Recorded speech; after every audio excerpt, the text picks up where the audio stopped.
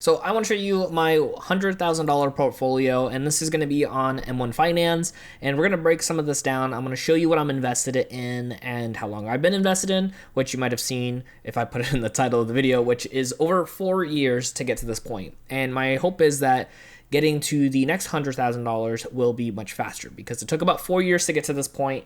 As of this recording, it's been about 4 years and 2 months. So you can see here, I started back on January 23rd, 2019. I put in about $100 and slowly started investing every single week. And then it started bumping up every week after that from $10 to 20, then 20 to 30, 30 to 40. And then once I started getting more and more comfortable, I kept investing and kept bumping up how much I was investing in. So I want to just share that information because I think it's important when it comes to the process of investing, because for most people, I think it's critical to understand that if you don't understand investing, it's best to start small and don't wait until you have money to be able to actually start investing, because you're not going to understand. You might not feel comfortable with it once you start having lots of money to throw in all at once. Because I'll tell you today that if I had $100,000 to invest in 4 years ago, I might not have been as comfortable as I am today if I had another $100,000 to invest in to my account. But let's go ahead and break some of this down just to kind of show you. Obviously, the market in 2020 was pretty much down the entire year. And so I kept actually investing, if anything, more than I have in the past. And I just did that because I believe in investing long term. I believe in the companies I'm invested in. And it's panned out very well for me as of early 2023, where you can see my portfolio is currently in the green, up about 14%. You can see about $4,500 currently in the green. Now, some of that is dividend payouts, which you can see right over here, and that's about $1,850. Now, even though my name on there is called Dividend Dentist, I'm actually not mainly focused on dividends today. I'm actually focused on dividends years down the road when I actually do want to live off of this money or utilize this money for other means based off of those dividends coming in. So even though that's the name, that's not actually my main focus as of right now. Now, I do care about the companies that I'm invested in, either to pay me dividends in the future or to eventually sell off and then convert those dollars into companies that pay out nice dividends. So if we actually go down to the last year, again, 2022 was a really rough year, but you can see as of right now, we're still a little negative if you account just from the last 365 days. If we go year to date for 2023, it has been very nice growth overall for us. Obviously, the market's still going to be going up and down, and we are still going to be investing for the long term because that's what we're investing in. I'm not investing to get, 2x in the next 6 months. I am looking down the road in like 10, 15 years to be able to use this money. Now, if we go back here to that year, or the all-time right over here, again, you can see this chart over here just going up, but you can see in 2022, it was just essentially me investing that actually increased the amount of money in the account, but it was actually being able to be diligent with my investing because, again, when the market's down, it's really, really hard for somebody to consistently be investing in the market because you could put $100 in and then the next day the market goes down $100 in your account and you're just like, my money just vanished, and it's tough and it's really, really difficult. Now, again, I'm going to show you the different companies I'm invested in, but I just want to show first and foremost the different slices, which are like my categories that I have. We have growth, retail, tech, financials, industry and energy, and then real estate. And these are ones that I just kind of put together with companies I wanted in those funds. And the way that this is possible is with a company called M1 Finance. That's who I love to use when it comes to long-term investing. I'll put a link in the show notes. You get sometimes a nice little bonus, but I do get a little bonus as well too, which helps me make free content just like this so you can keep on learning and growing and seeing somebody else investing for the long term, because I'm not going to tell you what to invest in. I'm not going to, recommend anything. I'm just showing you what I'm doing. I do more research on the back end, but for just these videos, I just want to show the process and kind of even just see for myself where I was a year ago, 2 years ago, 4 years ago. It's kind of fun, honestly. So let's go ahead and just kind of break some of this down and see the different companies that we have in our overall portfolio. So we're going to start with our actual real estate here at the bottom. So in our real estate, we actually only have one company. And again, they don't actually even pay out a dividend, which again, I'm not caring for today, but I do care about in the future. So you can see here, this is with Airbnb.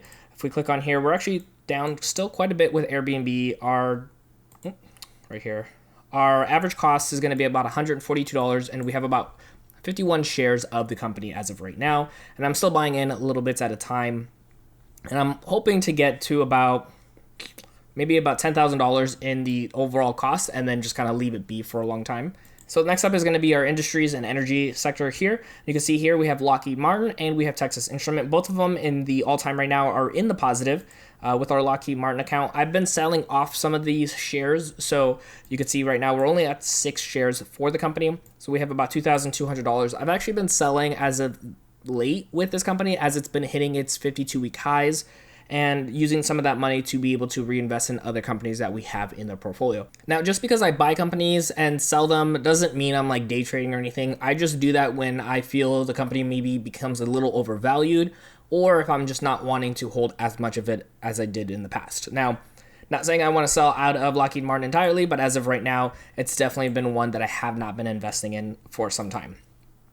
With Texas Instrument, we can see here I have about 29 shares with an average share price of about $173.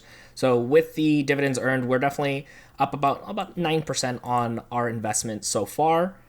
And then our next category we're going to go over here is going to be our financials. Now with our financials, we have 4 different companies. I actually love investing in financial companies. I do really enjoy this. So I've actually been in and out of some different companies as of late.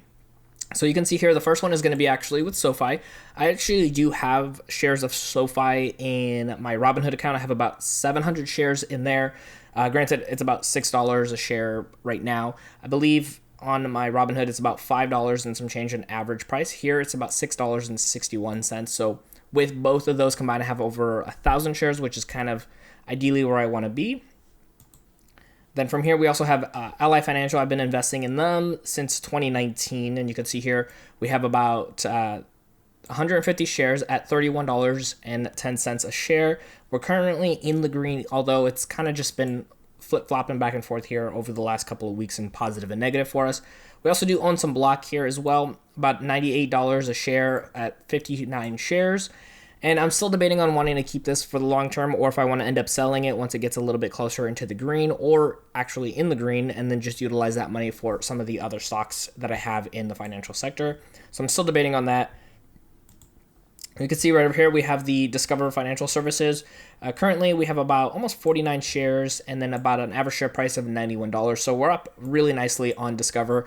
I actually have been owning them for a very long time, and I hadn't been buying them for quite some time just because they had been so high in price. And then a couple months ago, they definitely took a dive with some of the other stocks in the market, and so I was able to buy in again for the first time in probably like 6 months. And then let's go back to the next sector. So we got tech. So tech's a little bit more boring, very common stocks like Microsoft. You can see here we have about 52 shares, average share price about $245. And I don't know if you saw that, but we have a total cost of $12,938. So that's what I invested into this stock. And then we also have Apple, $128 a share at 72 shares. And you can see right up here, we're actually up about almost $1,700 from what we started with in the investment. Now, before we check out the next sector right over here, which is retail, I actually do want to quickly mention SeekingAlpha.com. They're a company that I love to utilize when it comes to checking on my stocks, seeing the latest news when it comes to being able to see what's going on with the companies that I own, which is one of my favorite things. So right over here, I actually have M1 Finance logged into my account so you can see all of my shares. And then what they do is you can see like the latest articles, you can see some of the news, you can see some of the transcripts as well that are going on. So this helps kind of curate all the information that I need for the companies that I have, as well as all the data points that I need to see as well. So if you want to check out Seeking Alpha as well, I'll have a link in the show notes. Sometimes they have a nice sign up bonus for like your first year. If you do that, make sure you check it out for that year and get a great value for being able to get all the information you need for these companies that you're going to be investing in. All right, so let's go ahead and check out the retail stock section here. So the first one here is going to be with Costco. So with Costco, we're actually up right now about $463. We have about 14 shares. Obviously, you can see their share prices are really high. We have about $448 per share that we ended up getting into. And let's go to the next one right over here. We got Ross. So with Ross, we're actually up almost $1,200 on Ross. We have about $98.83 a share with 80 shares currently being held. Now I've slowed down on purchasing on Ross because of the fact that they've gone up in price pretty substantially. Their PE ratio has gotten to a point where it's not really worth me buying more. I've been debating on trying to sell a little bit and reinvesting that money in other companies, but I don't want to do that unless it's gotten way out of hand as far as price, but that one hasn't really done it. And let's see, the next one on this one is going to be Home Depot. So with Home Depot, we got about 34 shares at about $300 a share. And this one, only because we have earned dividends, we're actually positive on this investment. So without the dividends, we're actually in the negative. But that's what's great. Those dividends we've been reinvesting into the overall portfolio. Now, next up here, you can see we have our growth. So this one's going to be the biggest pie here. This is about 32%, or actually almost 33% of our overall portfolio. So in this one, we have a couple different stocks. We got Tesla here. I've been investing in Tesla for a long time. I've definitely slowed down a lot over the last couple of, I would say, like months to almost a year. But you can see here, our average price is about $187, and we have about almost 22 shares of the company. Next up here is going to be with Amazon. With Amazon, we have 116 and a half shares, and then you can see our average share price is 117. I've definitely been buying a lot more of Amazon over the last few weeks because of this price drop and holding on to them for the long term. Then we also have Google here as well. You can see our average price is 105. We have about 130 shares of Google. And then we also have Meta here. And with Meta, we have an average share price of 164, and that's about 67 shares. So we're actually up about almost $1,424 on this account right over here, which is great to see because they definitely took a huge hit.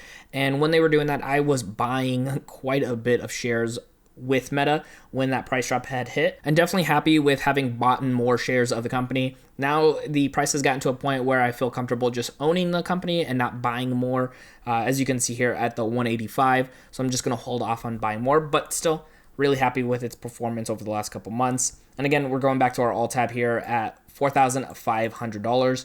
And like I said, this took about 4 years to get to. There was a few times, if I actually go to the quarter here, so there was a few times it hit over 100,000, but then it would like drop a little bit. It was, yeah, right there in like December. It was really exciting to see that hit over 100,000. Granted, a lot of that was just me putting money in, but then when you actually look over here, it started about January, midway through January, it hit over 100,000 and it just stayed there. And it was really exciting, especially for somebody who's not putting in, $10,000 a month or anything like that. I was putting in what I could, and I still am putting in what I can every single week, every single month. When the market's really going high, I definitely slow down on investing. But when I see big drops, for a couple of days or like a week or two, I definitely start investing a little bit more during that time because I just want to get more of that value for the long term. Now, like I mentioned, it took me about 4 years. The goal to hopefully get to double that would be in less time. Obviously, I would even hope maybe less than 2 years from this time period. If the market recovers, I would actually see that happening probably in the next year. So make sure you hit that subscribe button so you can follow along if you'd like to, and then check out the resources in the show notes down below if you want to sign up for M1 or Seeking Alpha, help support out the channel, but sometimes you get those nice bonuses as well too. Now, once you do that, I'll put up another video right over here on screen so you can check it out so you can keep on learning and growing when it comes to investing for yourself.